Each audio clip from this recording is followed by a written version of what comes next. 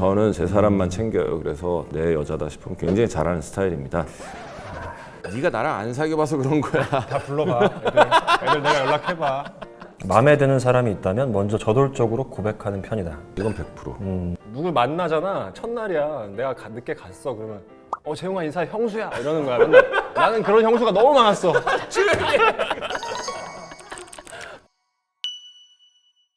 양브로의 정신세계. 네, 안녕하세요. 정신건강의학과 전문의 양재진입니다. 네, 정신과사 양재웅입니다. 양떼들 안녕. 네, 오늘은 전지적 의사 시점. 정신과 의사가 보는 MBTI 연애 특징인데 MBTI 아직도 많은 분들이 좋아하시고 점점 더 많이 물어보는 것 같은데 그래서 이 MBTI별 연애 특징에 대해서 재밌게 한번 풀어보도록 하겠습니다. 네. 오늘은 ENFJ 입장에서 ENFJ의 연애 특징들하고 연애 공략에 대해서 얘기를 해볼 예정입니다. 저희가 다 ENFJ가 나왔었고 ENFJ의 연애 특징. 첫째로 상대방에게 헌신적인 스타일. 저는 진짜 좋아하면 좀 그렇게 되는 것 같긴 해요. 저는 정말 누굴 좋아하면 정말 좋아해요. 헌신적인 스타일입니다. 상대방에게 헌신적인 스타일이죠. 헌신 맞아요? 헌신짝 취급하는 거 아니야? 아니야. 정말로 헌신적인 스타일이에요. 옛날에 정말 내가 찐사랑할 때는 모든 게 좀 심할 정도로 그 친구한테 맞춰져 있어. 모든 게 그땐 더 ENFJ가 아니었을 거예요. 30년, 20년 전 얘기잖아요. 내가 맞다는데 왜 나한테 뭐라 그래? 저는 제 사람만 챙겨요. 그래서 내 여자다 싶으면 굉장히 잘하는 스타일입니다. 네가 나랑 안 사귀어봐서 그런 거야. 다 불러봐. 애들 내가 연락해봐. 연락하면 할 수 있어 지금. 그러지 말자. 왜 그러냐? ENFJ가 헌신왕, 감동왕 뭐 이런 걸로 유명해요. 그럼 나 ENFJ 아닌가 봐. 형은 총군항을 안 하고 너무 축약판을 하셔가지고 지금 오류가 나셨어. 이게 절대 평가가 아니고 상대 평가이기 때문에 내 안에선 최선을 다했다. 셀프 모니터링이 맨날 강조하시잖아요. 셀프 모니터링을 좀 하셔야 돼요. 감정 표현을 잘하고 상대방에게 잘 맞춰준다. 감정 표현 잘하는 건 맞는 것 같아요. 근데 저는 맞는 것 같고요. 맞춰주기 싫다 하면 안 맞추는 건 있는 것 같고 맞춰주는 건 크게 어렵진 않아요 사실. 얘도 언젠가부터는 알면서 안 맞춰주는 게 보여요. 내향적인 사람을 선호함, 도움이 필요해 보이는 사람에게 관심이 감. 이거는 근데 좀 맞는 것 같아. 이거는 되게 맞았어요. 되게 맞았어서 요즘에는 피하려고 하죠. 도움이 필요해 보이는 사람이 보이면 내가 힘들어지는 걸 아니까 요즘에 오히려 피하려고 하는데 과거에는 맞았죠. 애틋하고 애잔하고 이런 사람들한테만 자꾸 이 연애 감정을 느꼈어서 정신과에서 이제 그걸 구원환상이라고 하는 거고 평강공주 컴플렉스도 비슷한 거고 그래서 저희는 이제 그런 걸 인지하면서 조심하려고 항상 좀 노력하는 것 같긴 합니다. 근데 확실히 그건 있는 것 같아. 이 내향적인 사람을 선호한다. 그래서 보면은 너무 나대는 사람을 또 안 좋아해요. 나대는 사람을 또 그렇게 싫어해요. 그런 거 보면은 맞는 것 같아요. 마음에 드는 사람이 있다면 먼저 저돌적으로 고백하는 편이다. 이건 100%. 형은 저보다 더 저돌적인 것 같긴 하고요. 딱 꽂히면 바로 그냥 확 가는 것 같긴 해요. 사실 좀 조심을 하려고 좀 덜 하는 편이고 어렸을 때는 되게 심했죠. 그랬어요. 솔직하게 얘기할 수 있는 게 하나도 없어.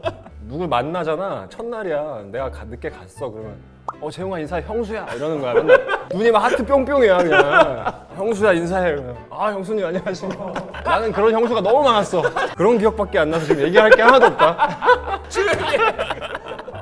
호감이 있는 사람 말을 듣고 있을 땐 공감하고 있다는 걸 많이 보여줘. 누구나 그러지 않나? ENFJ는 일단 감정 표현이 되게 잘 되니까 그런 것 같네요. 제 주위에 ENFJ를 보면 그런 것 같아요. 저도 ENFJ. 에? 거짓말 하지 마. 너는 나보다 더 아니야. 믿을 게 못 되네 이거. 이런 ENFJ를 꼬시는 방법이 또 있습니다. 일단 무한 칭찬. 단순하구나 사람들이. 배려를 최대한 티나지 않게 해야 함. 집에서 리플레이하면서 배려받은 상황에 혼자 무한 감동. 그런 것 같아. 티내면서 하는 배려 별로 안 좋아해요. 챙기는 거를 그 앞에서는 잘 얘기 안 하는데 다 기억하는 게 있는 것 같긴 해요. 정신과에서 하기 되게 좋은 성격이네 ENFJ가. 누가 이렇게 배려를 해주고 그러면은 앞에서 바로 그냥 고맙다고 안 하더라도 다 알긴 알아요. 그리고 그 친구가 좀 더 달라 보이죠. 베풀기를 좋아하기 때문에 도움 요청을 빌미로 둘만의 시간 만들기, 무조건 감. 이거는 진짜 좀 피하고 고치려고 해도 잘 안 되는 건데 개인적으로 아는 지인들이 침울한 톤으로 연락이 와서 할 얘기가 있다, 상담 좀 해달라 그러면 없는 시간을 쪼개서 만나긴 해요. ENFJ 인정. 이건 진짜 잘하는 것 같아요. 둘이 그래서 정신과 산다고 생각을 하긴 했었는데 ENFJ가 이렇다고 하니까 맞아요? 저는 오히려 제가 시간을 내요. 누가 좀 안 좋다고. 누가 해? 헤어졌다 그러면 밥 한 번 먹자고 이러면서 걔가 요청하지 않아도 미리 내가 나. 모질함이 좀 넓죠. 아 그래요? 자, 눈치 빠르고 섬세한 모습을 보일 때 반함.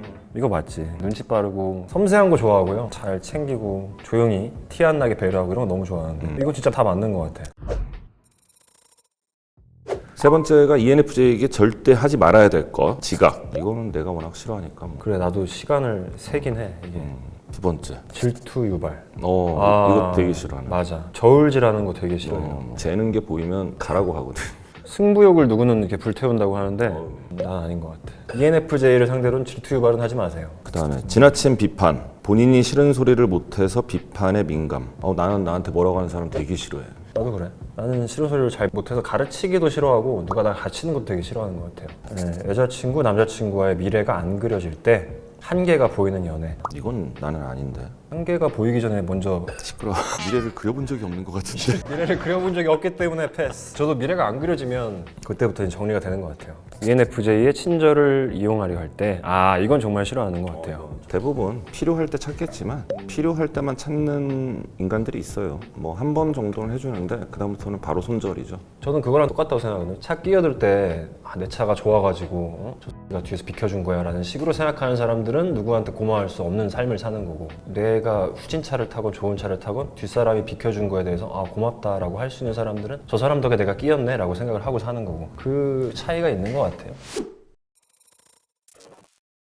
그 다음에 또 재밌는 게 ENFJ와 최상의 궁합이 INFP래요. ENFJ와 최상의 궁합이라고 알려진 INFP는 스스로를 아싸라 생각하고 섬세하고 상처받기 쉽고 잡생각이나 망상이 많고 선택적 공감을 한대요. 내가 이런 애하고 최상의 궁합이라고? 내면을 볼 시간이 너무 없었어. 이런 사람들이었을 수도 있어.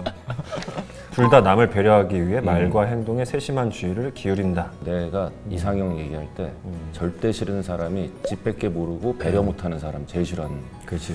ENFJ가 상대를 기쁘게 해서 보람을 느끼는 타입. INFP는 자기가 싫어하는 일에 남에게도 절대 하지 않는다는 식으로 배려하는 타입. 약간 그 색깔이 다른 배려네요. 좋네요. 네.